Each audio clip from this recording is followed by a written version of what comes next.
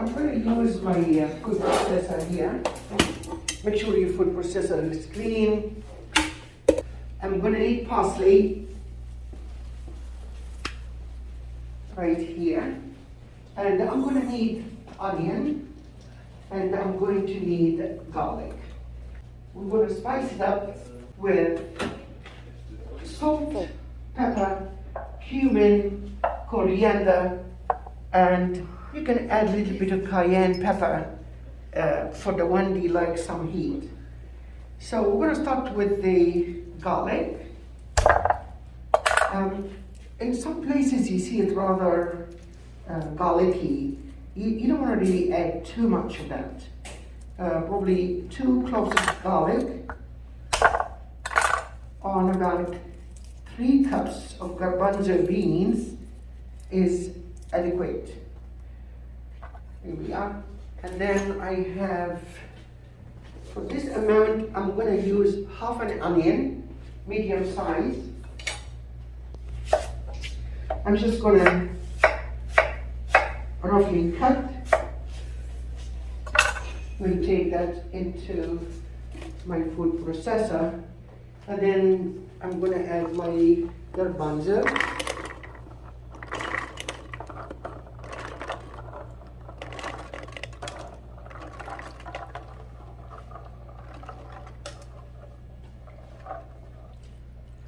Here we are.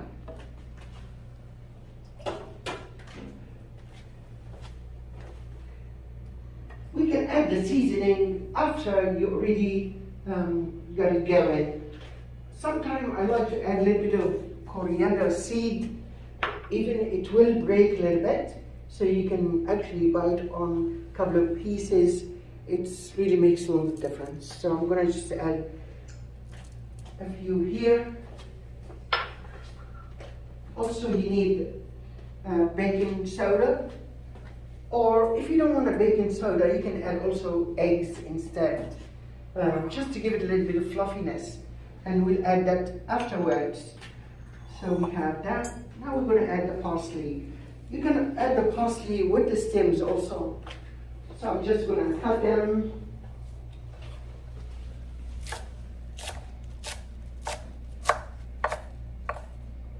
This is Italian parsley. We'll add those in here.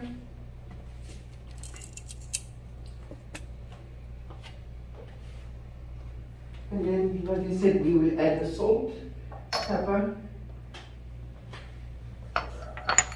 and that stuff here afterwards. Sometimes if you don't care for the coriander, you can use also cilantro. Of course, cilantro is a coriander. But when it's dry, we call it coriander. When it's fresh, we call it cilantro. Okay, so we're going to get that puree. When we say puree, we want it a little bit coarse. We don't want it too smooth because you need that nice texture.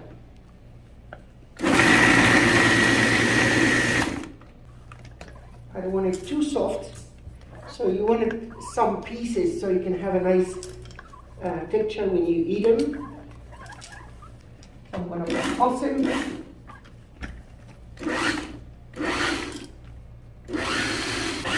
Alright, see, so I have this nice texture here, you know, not too smooth, has almost like granules.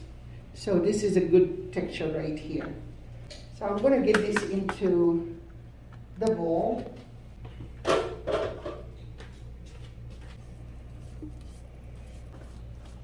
So now we're going to add a pinch of salt. You don't want it too salty, especially if you're going to put some condiment to go with it, like hot sauce or yogurt or any of that. A pinch of cumin. Again, cumin is very assertive. You don't want to put too much of that. Pinch of cayenne pepper. And then baking powder. Now we're going to mix them together.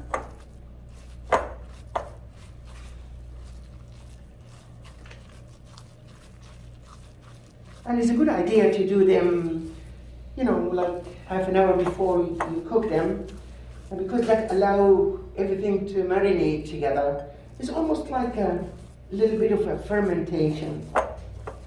And not too dry, to the point that you can form them into a ball.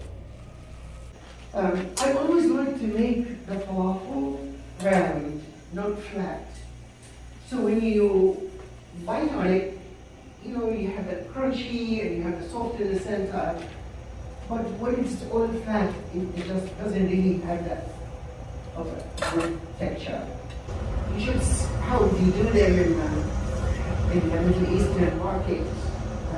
They go so fast with their hand, the hands in water.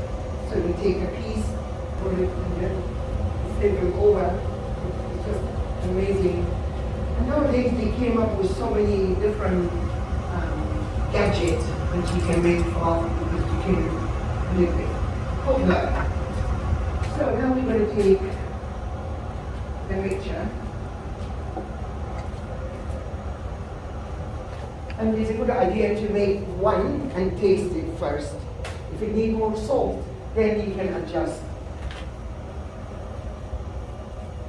You can caramelize some onion and then flat it and then put the onion in the center around them and then you fry it.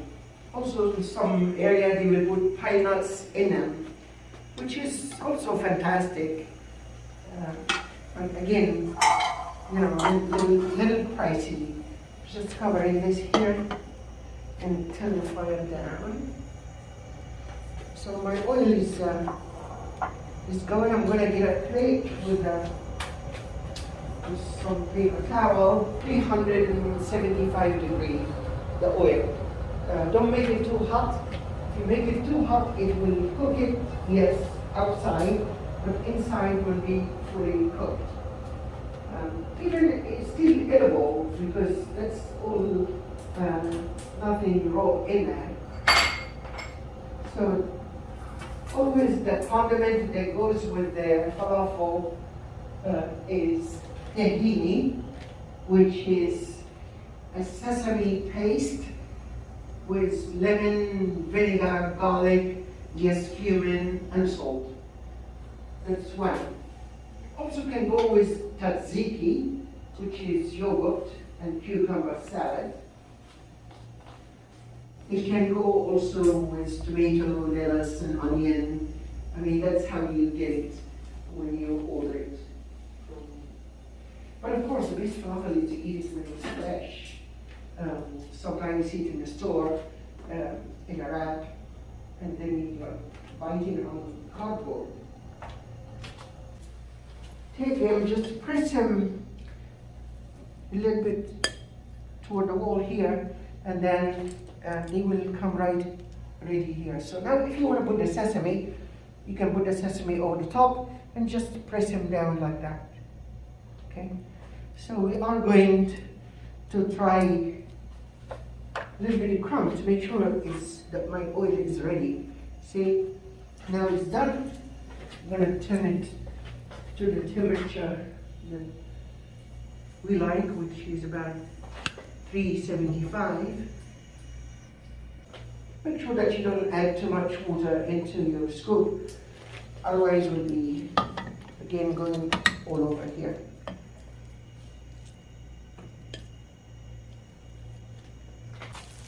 In India, they take it like crumbled and get it into the oil. They like it when it's all crumbly. So you can't tell what is it. So I'm adding those, and again, you don't want to put too much at one time. And then you're going to allow them to cook. Just turn the fire down a bit. So it's going to become nice and brown. You can even use tortilla as a wrapper. It doesn't have to have flatbread, because that's what tortilla is. Make sure that all the sides are getting nice color on them.